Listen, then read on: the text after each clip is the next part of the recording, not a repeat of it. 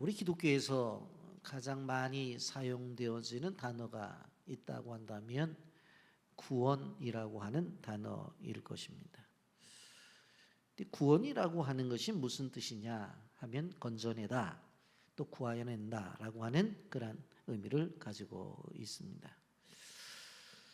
이 구원은 죄로 인해 하나님의 진노에서 건짐을 받는 영적인 구원을 분명히 말씀하고 있는데, 이렇게 위험에서 건져주는 것을 구원이라고 그렇게 말을 하기에 우리가 고통 가운데 구출되고 또 회복되는 것이 구원이고, 또 질병에서 치유되는 것도 이렇게 구원이라고 표현하는 것을 보게 되었습니다. 하나님은 죄를 지는 우리를 향해서 심판하시는 분이신데, 그래서 그 하나님과의 관계 속에서 우리가 지은 죄로 인해 끊어졌어요. 그런데 그 관계 회복을 위해서 예수님이 이 땅에 오셔서 자신이 십자가의 죽으심으로 말미암아 관계를 회복시키셨어요. 우리는 이러한 구원의 주님을 믿는 존재로서 오늘도 이렇게 예배를 드리고 있습니다. 요즘 연예인들 가운데 보게 되어지면 흔히 공황장애라고 하는 병이 걸렸다고 이렇게 신문에 나와 또 방송에 나오는 것들을 볼 수가 있습니다. 여러분, 이 공황장애라고 하는 것이 겪어보지 않은 사람은 도무지 상상할 수 없는 병인데, 갑자기 극도의 불안이 찾아오고 갑자기 두려움이 찾아오게 됩니다. 그리고는 죽을 것만 같은 고통이 찾아오고, 그리고 실질적으로 호흡 곤란이 오고 어지럼증을 느끼면서 쓰러지는 경우들도 있는 것을 볼 수가 있습니다. 이러한 것을 소위 공황장애다 그렇게 말을 합니다. 그런데 이러한 질병뿐만 아니라 요즘 현대인들 가운데서 그 실존 속에서 불안을 느끼는 사람들이 많이 있는 것을 볼 수가 있습니다. 그래서 기독교 철학자 게르케고르는 이렇게 말을 했습니다. 삶의 실존 속에서 불안이라는 죽음의 병을 현대인들은 앓고 있다 그렇게 말을 했습니다. 여러분, 그러니까 우리가 인생을 살아가면서 이 불안과 죽음과 같은 고통 속에서 건짐을 받아야 되잖아. 그래서 구원이 필요한 거예요. 여러분, 세계에서 가장 큰 나라라고 주장을 하면서 강대국이라고 말을 하죠. 사람들이 선망하는 나라가 미국인데, 2022년도에 한 해 동안 스스로 목숨을 끊은 사람의 숫자가 49,449명이나 되었어요. 그리고 가까운 일본은 21,584명, 그리고 우리나라는 한 해 12,906명. 근데 땅덩어리를 보고 또 그 실질적으로 그 나라의 인구 수를 보게 되어지면 사실 우리나라가 가장 많은 수다라고 이렇게 이야기할 수가 있습니다. 왜 스스로 목숨을 끊을까? 왜 이런 불행한 일이 생기는 것일까? 한마디로 말하면 삶이 고통스럽다는 이야기입니다. 삶이 힘들다는 이야기예요. 그렇기 때문에 자기 목숨을 내 던지는 거예요. 그렇다고 한다면 이렇게 무수한 문제로 점철된 세상을 살아가면서 자기 목숨을 내놓을 만한 그러한 고통과 아픔 속에 살아가는 사람들에게 그 문제를 해결할 수 있는 방법은 뭐예요? 하나의 구원이에요. 구원이 이루어지면 되는 거예요. 그리고 이 구원을 다른 표현을 한다고 한다면 건짐이라고 표현도 할 수 있어요. 어려운 상황 속에서 건짐을 받는 거예요. 그러면 자기가 자기 인생에 건져짐이 안 돼서 지금 목숨을 내놓잖아요. 그러면 누구라도 건져줘야 되잖아요. 수영을 못하는 사람이 물속에서 허우적거리면 자기가 못 나오잖아요. 그러면 누구라도 건져줘야 되잖아요. 스스로 나올 수 없으니까. 그래서 수렁에서 벗어나잖아요. 오늘 성경은 그 일을 위해서 예수 그리스도가 오셨다고 말씀해요. 그런데 오늘 표현은 뭐라고 말하냐면 구원의 뿔로 오셨다. 그렇게 성경은 표현하고 있는 것을 볼 수가 있습니다. 그래서 오늘 말씀을 여러분들이 들으면서 구원의 은혜를 우리가 감사하고 더 우리가 생각해 볼 수 있는 것, 실제적으로 건져짐의 은혜. 그러니까 우리가 어떤 상황이 있든지 간에 그 고통성에서 건져져야 된다고 하는 것, 그것을 이 세례 요한의 출생 그리고 사라가랴의 예언을 통해서 좀 나누고자 합니다. 이런 오늘 본문을 보게 되어지면 세례 요한의 출생과 함께 사가랴 예언에 대한 말씀이 기록이 되어져 있는데, 그 중심의 내용은 바로 예수님에 대해서 말씀을 하고 있는 것을 보게 되어집니다. 여러분, 어두운 가운데서 필요한 것은 돋는 해요.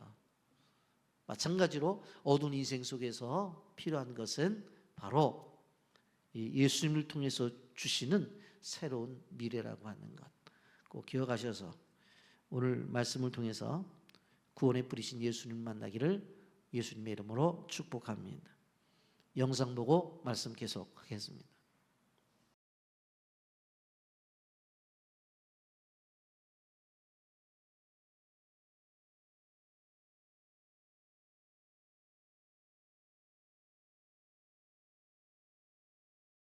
중학교 때 이제 정말 그 믿음의 집안에 자랐지만 되게 우울증을 심하게 앓았었어요. 아이고, 그래서 이제 저의 모든 가치가 성적과 또 뭔가 사람들한테 인정받는 거에 이제 그냥 진리다라고 하는 것이 가득 차 있었는데, 생각대로 그게 되지 않으니까 별로 살고 싶지 않더라고요. 그러니까 이게 저는 정말 나 우울해요라고 하는 사람들을 향해서 이렇게 한번 우울해보지 않은 사람들은 절대 모르거든요, 그 마음을. 근데 그때 어렸지만 정말 행복하지 않다. 그리고 살고 싶지 않다. 네. 너무나 내 삶이 그냥 피폐해지고 있다라고 하는 걸 되게 많이 느꼈었는데, 그때 이제 제가 너무나 하나님의 은혜로 그렇게 이제 힘들고 방황하는 시간들이 길었는데, 이제 수련회를 통해서 내가 이렇게 하나님의 정말 자녀가 됐다라고 하는 것이 정말 대단한 거구나. 그리고 내가 설사 공부를 좀 못해도 내가 뛰어나지 않아도 내가 하나님의 자녀라고 하는 것 자체만으로도 내가 이렇게 정말 자존감이 높아질 수 있구나에 대한 걸 알게 됐어요. 그래서 이제 그때 저는 영적인 세계에 대한 거를 되게 이제 많이 경험을 했는데, 예를 들자면 이제 내가 이렇게 우울한 감정을 느끼고 인생에 대한 실패감, 이제 고민, 친구 간의 갈등, 부모님과 또 뭐 갈등, 많은 것들이 있을 거 아니에요. 근데 이제 이런 모든 갈등들은 그냥 일어나는 일들이라고 생각을 했는데, 그 배후에는 엄청난 그런 사단의 역사와 정말 우리가 하나님을 온전히 만나지 못하게 하는 이런 영적 공격이 심하다는 걸 이제 그때 알게 된 거예요. 그래서 내가 이렇게 지금 나약해져 있고 하나님의 자녀로서 주신 권세와 축복이 너무나 많은데, 그냥 내가 이렇게 실패감에 젖어 사는 건 하나님 기뻐하시는 게 아니라 사단이 기뻐하겠구나. 내가 그동안 굉장히 많은 걸 놓치고 있었고 섞고 있었구나. 그러니까 방황하는 사람들이 하는 패턴이 거의 다 비슷하거든요. 여기에서 기쁨을 찾지 못하기 때문에 뭔가 더 즐거운 거, 재미있는 걸 찾기 위해서, 그리고 그 우울감을 극복하기 위해서 선택하는 방법들이 대부분 건강하지 않거든요. 그렇죠. 근데 이제 그러한 것들이 내가 정말 의지적으로 가고는 있지만 굉장히 내가 영적으로 속고 있었구나라고 하는 걸 알게 돼서 좀 그때부터 좀 많이 바뀌었고, 그때 이제 다시 예수님을 제 마음속에 영접을 하는 계기가 됐어요. 하나님 말씀에 수련회를 통해서 예수님 만나고 인생이 변화되었다는 고백을 우리가 듣게 되어지는데, 성경학교 수련회 비전 캠프 단기 선교 매우 중요합니다.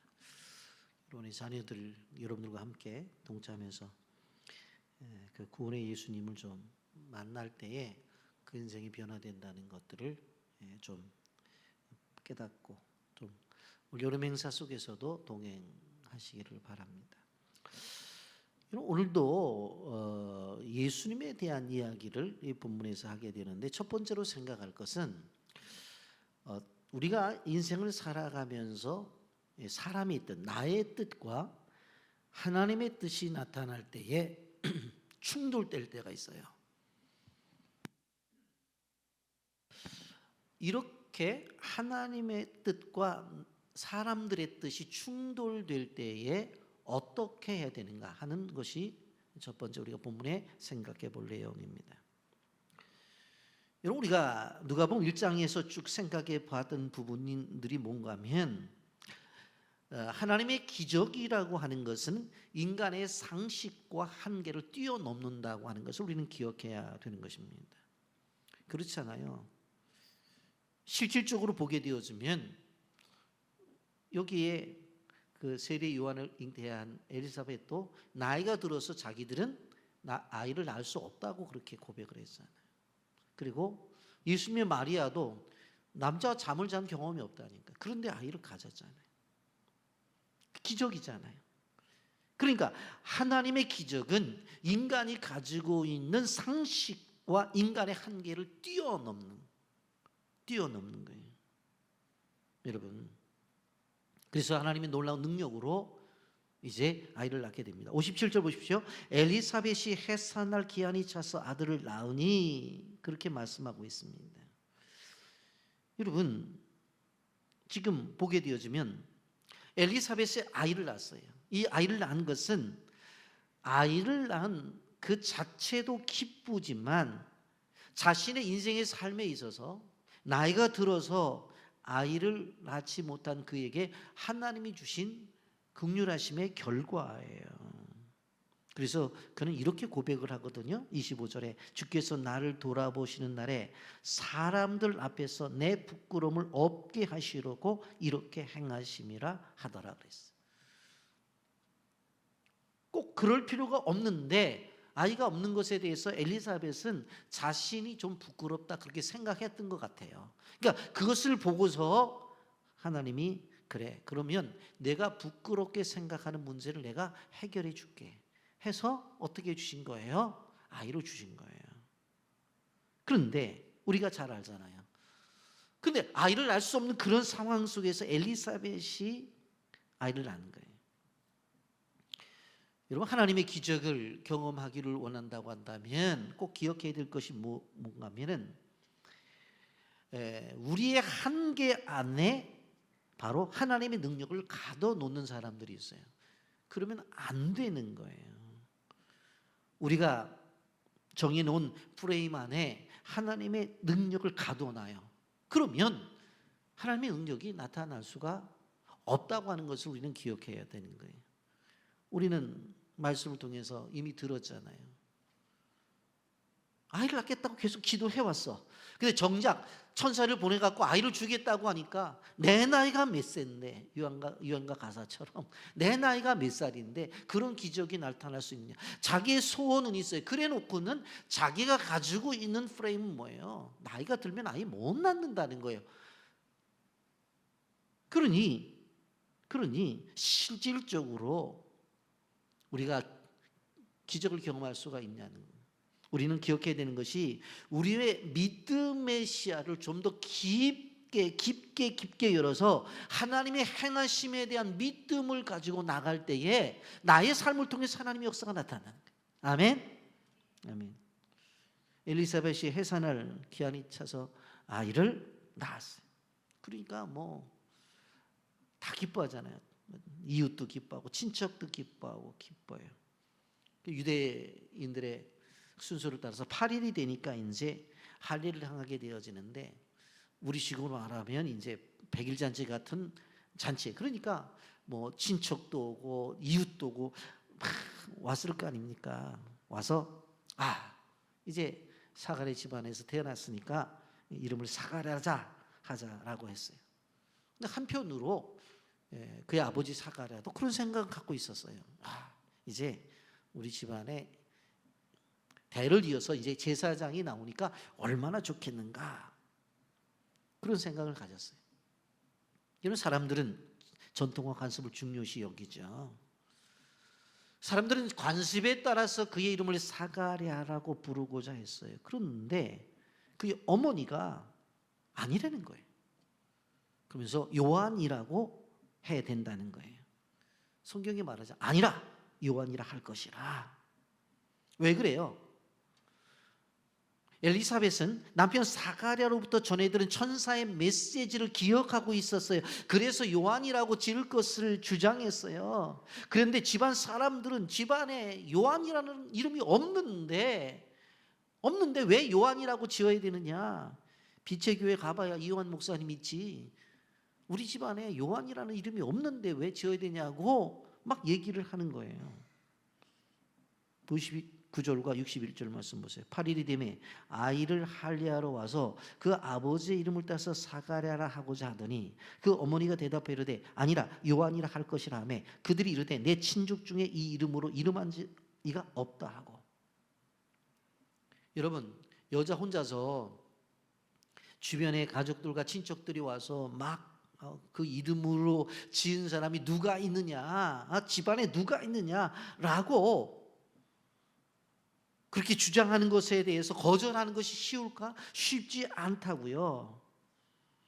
그럼에도 불구하고 하나님의 뜻에 대해서 순종하고 있는 이 엘리사벳의 행동과 결단에 대해서는 우리가 배울 만해요. 존경할 만해요. 그리고 사람들이 못 말리겠잖아요. 그래서 이제 누구를 찾아오냐면 그의 아버지에게 찾아오는 거예요. 사가랴에게 찾아와서 아니 저렇게 애엄마가 저렇게 고집을 피우는데 당신은 어떻게 생각하냐고 그렇게 의중을 물어봐요. 근데 그때까지 사가랴가 말을 못했어요. 그러니까 뭘 표시를 해 보니까 서판을 가져오라. 조그만 칠판을 하나 가져오라는 거예요. 갖다 주었더니 거기에다가 뭐라고 쓰냐면 요한 그렇게 쓰는 거예요. 62절 63절입니다. 그의 아버지께 몸짓하여 무엇으로 이름을 지으려 하는가 물으니 그가 서판을 달라여 그 이름을 요한이라고 쓰매 다 놀랍게 여기더라. 세상 속에서 이야기하는 관습이나 상식이나 여론들도 막지를 못했던 거예요. 사람들이 그렇게 주장을 했지만 엘리사벳도 사가랴도 막지 못했던 거예요. 그래서 그 서판에다가 요한이라고 쓴 것입니다. 그런데 그 요한이라고 썼으면서 어떤 역사가 나타나는 줄 아세요? 64절에 이런 말씀이 나타납니다. 이에 그의 입이 열리고 혀가 풀리며 말을 하여 하나님을 찬송하니 그랬어요. 혀가 풀렸다 그랬어요. 지금 혀가 몇 개월 동안 말을 못했어요? 10개월 동안 그렇잖아요. 아이 준다고 했을 때 아이고 내 나이를 생각해보고 우리 와이프 나이를 생각해보라고 어떻게 우리 집안에 애가 있을 수 있냐고 그랬더니 순간적으로 어떻게 되었어요? 말을 못하게 됐다. 말을 못하게 됐어요. 그런데 정작 사람들이 와서 아니 당신 와이프가 저렇게 이름을 고집피고 집안의 이름이 사가랴라는 이름을 쓰지 않고 요한이라고 하는 이름을 쓰려고 하는데 당신은 어떡하냐고 그랬더니 서판 갖다 달라고 그래 거기다가 요한 썼더니 입이 탁 열리는 거예요. 여기서 한 가지 진리가 뭡니까? 불순종을 하게 되면 모든 게 묶여져요. 근데 순종을 하게 되면 한순간에 풀려져요. 그러니까 하나님의 말씀 앞에 순종이 얼마나 중요한가 생각해 봐야 돼. 내가 하는 일들이 이게 왜 잘 안 풀리지? 순종과 불순종의 관계 속에서 내가 어디에 있는가를 생각해 봐야 돼. 여러 가지를 생각해 봐서 그렇구나. 불순종에서 그렇구나 하는 결론이 성경에만 아니라 우리의 삶 속에서도 나타납니다. 저는 이것을 한 10개월 동안에 사가랴를 향한 훈련, 영적인 훈련이라고 그렇게 생각을 하는데 한번 생각을 해보세요.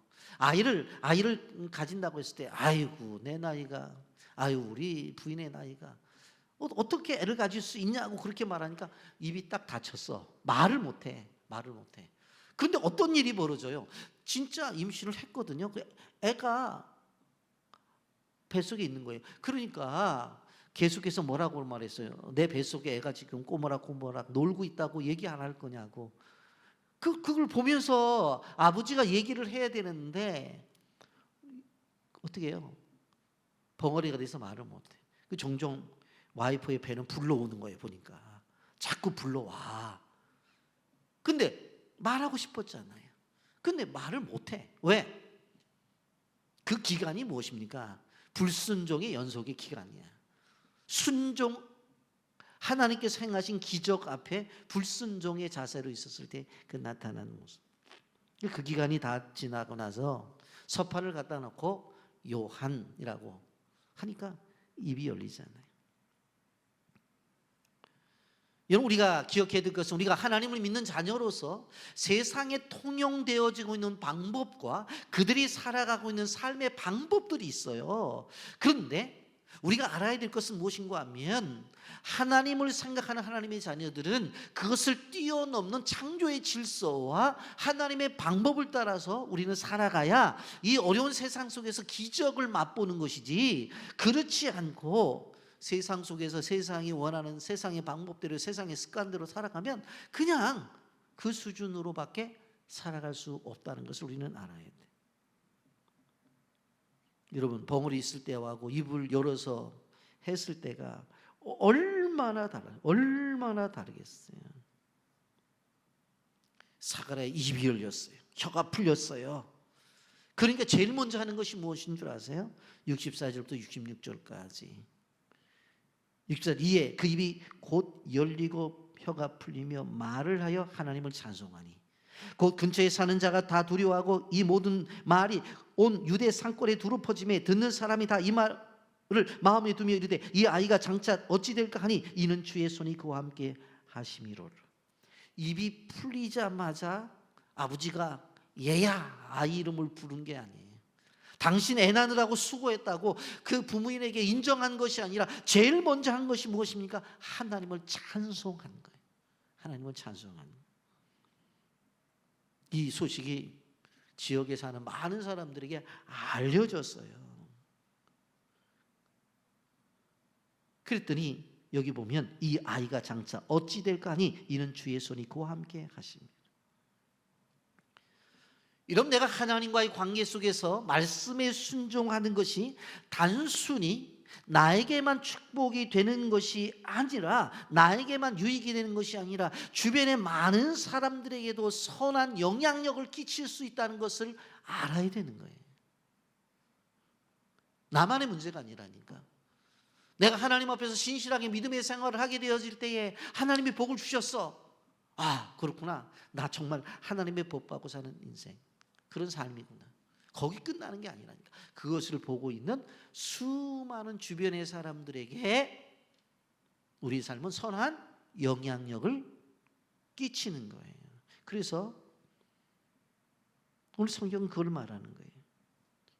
66절에 분명히 말하잖아요. 이 아이가 장차 어찌 될까 하니 이는 주의 손이 그와 함께 하심이로.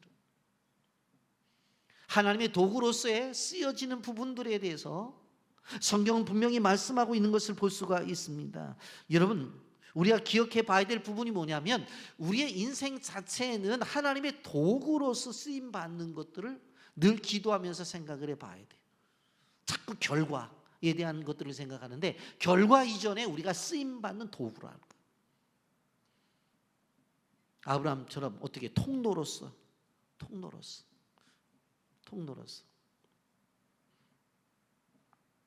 제가 신학을 하기 전에 하나님 앞에 도봉산 기도원에 가서 3일 동안 금식을 하면서 하나님하고 얘기를 한 게 뭐냐면,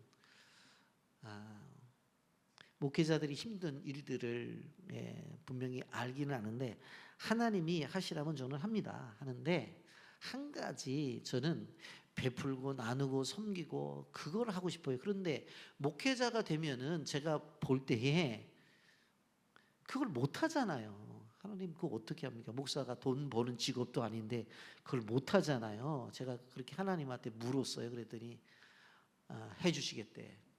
그 어떻게 해주시려고 그랬대. 제가 그 청년 때인데 창세기 12장 1절부터 3절의 말씀을 받아요.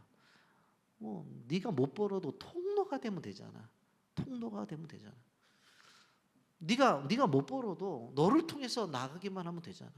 저는 청년 때 도봉산 기도원에 3일 금식을 하면서요 정확한 응답을 받았어요. 그렇게만 해주시면 제가 목회하겠습니다. 그런데 지금 여러분들 아시잖아요.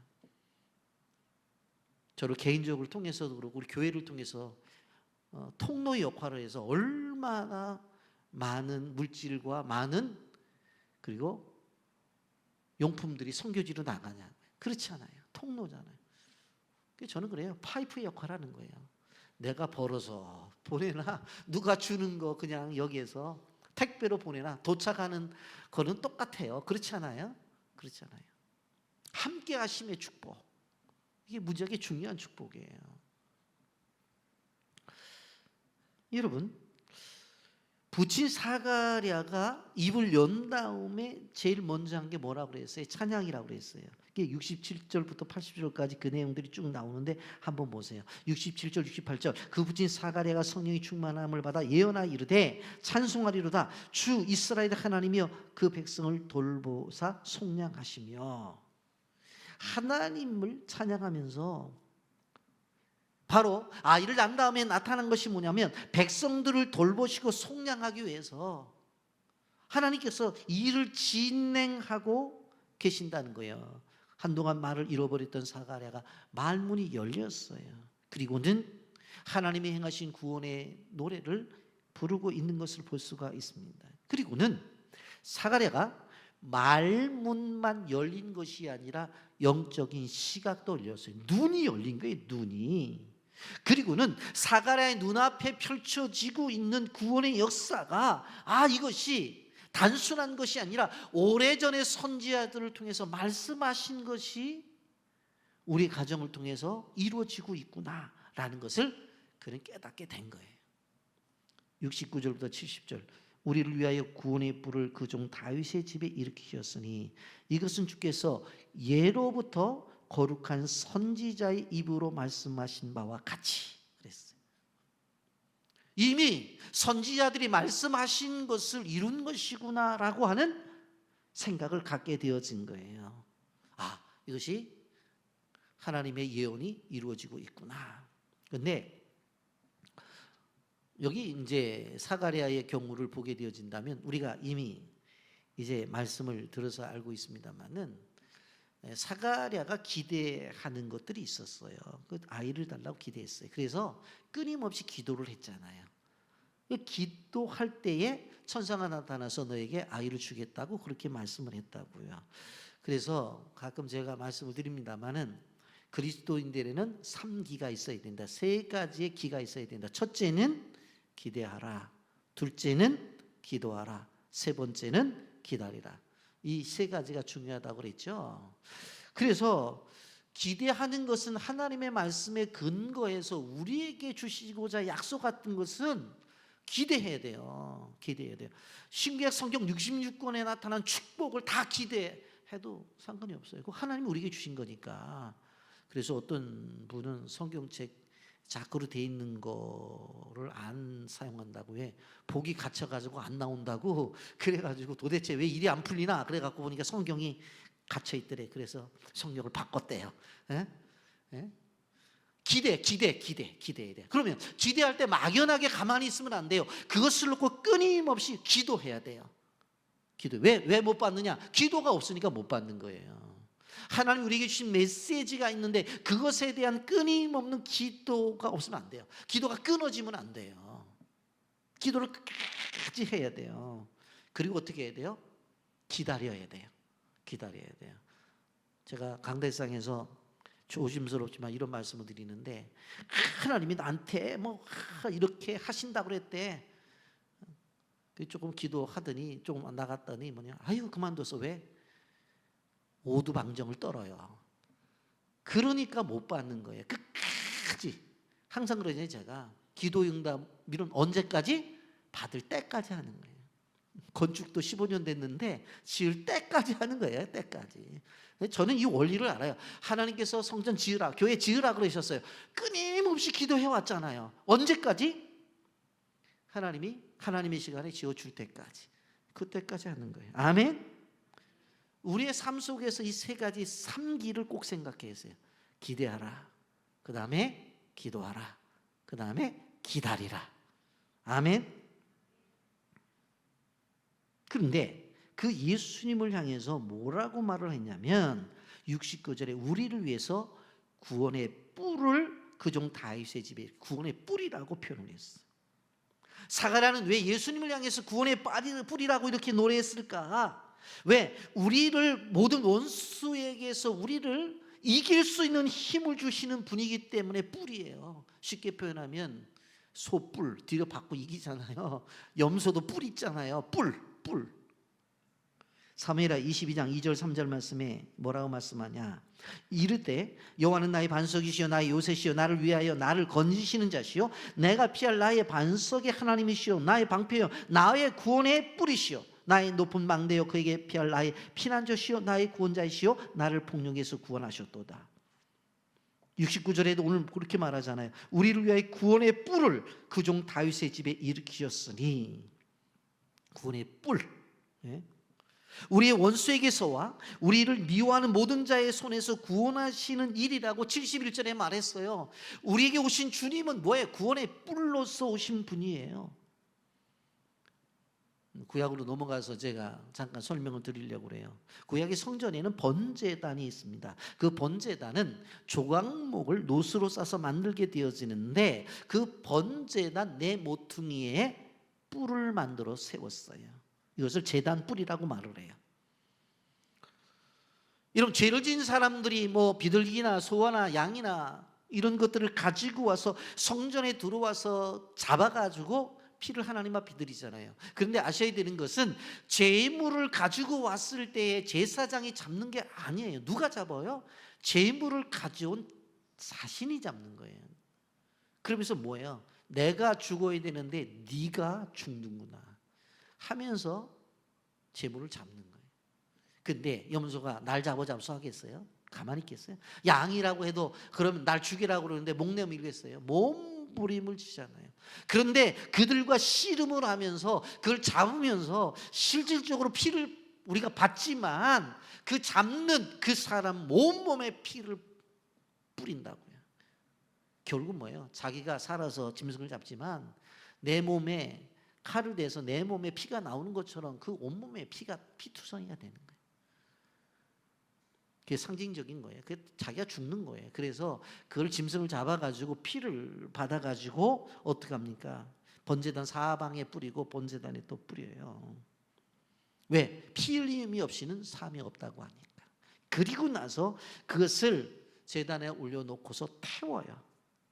재가 돼서 밑으로 다 떨어지고 향이 돼서 올라가잖아요. 그런데 그렇게 태울 때에 그 제단 뿔을 붙잡고 기도하는 거예요. 죄를 용서해 달라고. 그럴 때에 실질적으로 제단 뿔을 잡고 기도하는 그 죄인 그 앞에서 무엇입니까? 타는 재와 함께 그 향기를 내면서 어떻게 올라가요? 실질적으로 연기가 올라가게 되어지죠. 그래서 그 죄사함의 은혜를 경험하는 거예요. 성경에 보면 하나 이해가 있는데 다윗 왕이 나이가 많아서 이제 죽게 되었을 때 누구를 왕으로 삼을까 할 때에 실제적으로 다윗은 솔로몬을 왕으로 삼으려고 그렇게 생각을 한 거예요. 근데 그 집안의 아들의 내력을 보게 되어지면 첫째 아들이 암논이잖아요. 그 암논이 왕을 이어받아야 되는데 자기 여동생인 다말이 배가 다른 여동생이죠. 다말이 너무 이뻐가지고 결국 성폭행을 해가지고 어떻게 되어져요? 그의 친오파인 압살롬에게 죽임을 당하잖아요. 그 큰 아들 끝났어. 둘째 아들은 길랍이라는 아들인데 어렸을 때 죽었어. 그리고 세 번째가 뭐예요? 압살롬이에요. 아버지를 대적했잖아요. 그래서 아버지 쫓아냈다가 나중에 결국은 죽잖아요. 다 죽었어. 그러니까 넷째 아들인 아도니아가 야, 내 순서다라고 생각하고 자기가 이제 왕이 된다고 생각을 한 거예요. 그래서 아버지는 나이 드셨으니까 내가 왕이야. 그리고 좀 기다렸어야 되는데 신복들을 모아놓고 동생들도 모아놓고 야, 앞으로 내가 왕이 될 거니까 형이 잘 너희들을 해줄 테니까 걱정하지 마. 아마 큰 소리 쳤단 말이에요. 그리고 병거와 기병, 호위병까지 다 포함해서 해서 잔치를 벌이고 있었던 거예요. 그런데 그 시간에 다윗이 솔로몬을 왕권으로 인정을 해버려요. 왕을 삼아버려요. 난리가 났잖아요. 그렇잖아요. 그 왕권을 임명하는 건 누구에게 주권이 있어요? 아버지에게 있잖아요. 그 소식이 역으로 들려가지고 아도니아에게 들려진 거예요. 그랬더니 아도니아 밑에 있었던 사람이 다 도망가요. 왜? 다윗이 누구를? 솔로몬을 왕으로 삼았다고 했는데 그 자리에 있다가는 역적이 되는 거잖아요. 그래서 어떻게 했냐면 실질적으로 아도니아가 한 행동이 뭔 줄 아세요? 열왕기상 1장 50절에 보면 아도니아가 솔로몬을 두려워하여 일어나 가서 제단 뿔을 잡으니 그랬어요. 어디로 뛰어들어가요? 성전에 뛰어 들어가 가지고 제단 뿔을 딱 잡는 거예요. 살려달라고 하는, 살려달라고. 근데 그 이야기를 누가 들어요? 솔로몬이 들어요. 그리고는 사람을 보내서 살려주는 내용이 열왕기상 1장 53절에 나와요. 사람을 보내어 그를 제단에서 이끌어내리니 그가 와서 솔로몬 왕께 절하매 솔로몬이 이르되 내 집으로 가라 하더라고요. 들었더니 뭐예요? 제단 뿔을 잡았대. 그러지 말고 오라고. 용서했으니까 집에 가라고. 제단의 뿔은 용서를 받는 것이고 기도의 응답을 받는 거예요. 여러분, 그러니까 하나님의 제단뿔을 붙잡지 않기 때문에 죽는 거예요, 사실은. 여러분, 소돔성이 죄를 지어서 멸망한 거 분명하죠. 그럼에도 불구하고 실제적으로 보면 의인이 없어서 멸망을 한 거잖아요. 의인이 10명만 있었어도 소돔성이 구원받았잖아요. 여러분, 아도니아가 변명하지 않고 성막에 가서 제단뿔을 붙잡고 몸부림을 칠 때 생명을 거둔 것처럼 우리도 중요한 것이 무엇인고 하면 이 제단뿔을 잡아야 되는데 그 제단뿔이 누구예요? 예수 그리스도라니까. 여러분, 만약에 아도니아가 이 큰일 났다고 하고 만약 운둔을 했더라면 아마 솔로몬이 잡아내가지고 죽였을 거예요. 만약 망명을 했다고 하면 쫓아가서 죽였을 거예요. 예? 다른 나라에 갔다 할지라도 우리나라랑 조약을 맺었으니까, 예?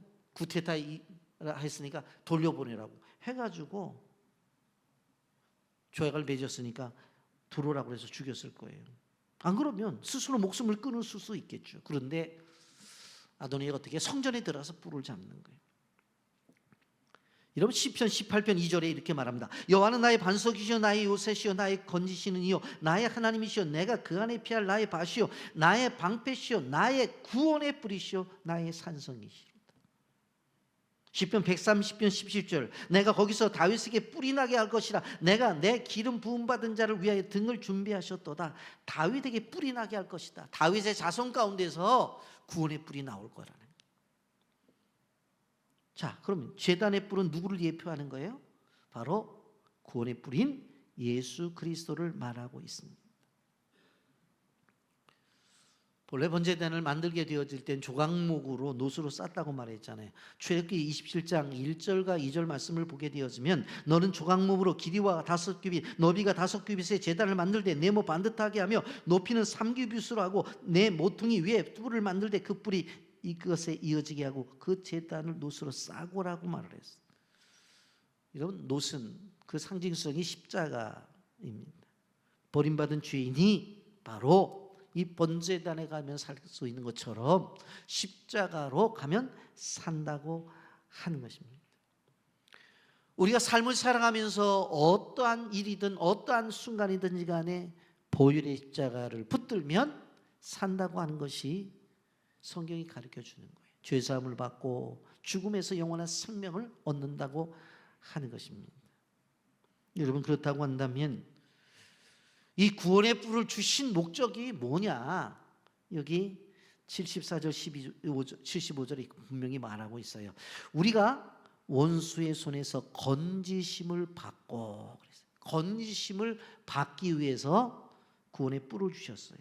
종신토록 주의 앞에서 성결과 의로 두려움 없이 섬기게 하리라 하셨도다 그랬어요. 그러니까 실질적으로 예수를 통해서 우리는 건지심을 받고 그 예수를 믿을 때 어떻게 믿으라고요? 종신토록 믿어야 된다 그랬어요.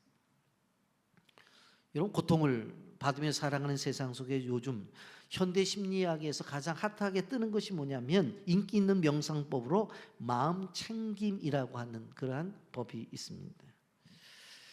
미래도 걱정하지 마. 과거도 걱정하지 마. 오늘 속에서 가만히 묵상하면서 있어. 왜 내일을 걱정해? 하는 거예요. 여러분, 실질적으로 이런 것들을 가만히 보게 되어지면 영적으로 보면 많은 잘못된 것들이 나타나는 것을 볼 수가 있습니다. 여러분, 그리스도인들이 어떤 문제에 대해서 스트레스를 받고 미래에 대해서 내가 이런 걱정 염려가 없으면 좋겠다, 그런 생각을 우리가 가지면서 생활할 때에 이러한 어떤 마음 챙김 이런 것이 아니라 누구에게 나와야 되냐? 예수 그리스도에게 나와야 돼요. 수고하고 무거운 짐진 자들아 다 내게로 오라. 내가 너희를 쉬게 하리라. 앉아서 마음 챙김이 아니라 주님 앞에 나와서 우리가 예배 드리면 어떻게 되어집니까? 마음의 쉼을 얻는 거예요. 아멘. 우리는 살아계신 예수 그리스도를 믿는 존재들이, 우리의 죄악의 모든 죄악의 짐을 짊어지신 예수를 믿는 존재들이라고 하는 것입니다. 지난 6월 11일 11시 전남 진도에서 있었던 일입니다. 윤장균이라는 소방사가 운전을 하고 천사대교를 지나가는데 어떤 한 사람이 다리 난간을 붙잡고 막 떨어지려고 하는 거예요. 그래서 실제적으로 그 차를 세워놓고 이제 딱 가보니까 옆에 겉옷도 벗어놓고 그리고 신발도 탁 놓고 옆에 담배도 있고 그 옆에 휴대폰도 있고 있는 거예요. 떨어지려고 하는 거겠죠. 그래서 왜 그러시냐? 왜 그러시냐? 가족을 생각해라. 가족을 생각해. 놔두라고. 저는 직업이 소방관이라 절대로 놓을 수가 없다. 그 소방관이 어떻게 그 사람 붙잡고서 한 것이 뭐냐면 살려달라고, 그리고 도와달라고, 건져달라고, 그러면서 소리를 지르니까 이제 지나가는 사람들이 쓰고 연락을 해갖고 뭐 경찰이 오고 해서 살아났대요. 여러분, 우리가 하나님 앞에 기도하게 되어질 때에 정말 힘들고 어려울 때는 미사 여구가 필요 없어요. 그냥 외치는 거예요. 하나님 살려주세요. 하나님 살려주세요. 하나님 건져주세요. 육신의 질병이 있는 사람들은 하나님 고쳐주세요. 그렇게 기도하면 하나님이 알아서 고쳐주는 거지. 진단서 가져와고 펴놓고 어느 병원에 갔더니 이런 병이라고 그러고 어느 병원에 갔더니 이런 병이라고 그러고 어느 병원에 갔던데 이런 병이라고, 내가 생각하기에는 그럴 필요가 없는 거예요. 한마디, 나 아파요. 하나님 고쳐주세요. 고쳐주세요. 내 호주머니가 비었어요. 채워주세요. 채워주세요.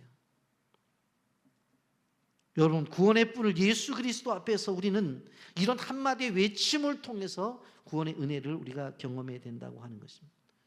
여러분, 이렇게 기도하게 될 때 78절부터 19절에 이렇게 말씀합니다. 이는 우리 하나님의 국률로 인함이라. 이로써 돋는 해가 위로부터 우리에게 임하여 어둠과 죽음의 그늘에 앉은 자에게 비치고 우리 발을 평강의 길로 인도하시리라 하니라. 여기 보십시오. 하나님의 국률이 임하게 되어지는데 어떤 존재? 어둠과 그늘에 앉은 자에게 돋는 해가 위에서 아래로 비춰지고 우리의 발은 평강으로 인도하시겠다. 아멘. 이 축복을 우리는 받는 존재로 오늘도 예배를 드리고 있는 거예요. 예수님 없는 인생들은 어둠과 죽음의 자리에 있으면서 그 문제를 해결하기 위해서 많은 노력을 해요. 여러분, 값비싼 차를 산다고 해서 그 평강이 찾아옵니까? 호화스러운 아파트에 산다고 해서 그 평강이 찾아오냐고요. 여러분, 우리에게 주신 예수 그리스도를 통해서 우리가 이 평강을 유지할 수 있다는 것을 기억해야 돼요. 그래서 도와달라고, 구해달라고, 건져달라고, 해결해달라고, 고쳐달라고 하나님 앞에 기도해야 된다고 하는 것입니다. 그런데 말씀을 정리하면서 우리가 보게 되어지면 이 태어날 이 세례 요한이 빈들에서 바로 살고 그 사역을 한다고 성경은 분명히 말하고 있어요. 76절 77절 이 아이여, 내가 지극히 높으신 이의 선지자를 일컬음을 받고 주 앞에 앞서가서 그 길을 준비하여 주의 백성에게 그 죄 사함으로 말미암는 구원을 알게 하리니 그랬어요. 주 앞에 앞서가서 그 길을 준비하고 일을 할 것인다. 그런데 이 사람은 어디에 살 것이라고 그랬어요? 빈들에서 살 거라고 그랬어요. 80절 아이가 자라며 심령이 강화해지며 이스라엘에게 나타나는 날까지 빈들에 있으리라. 그렇게 말씀했습니다.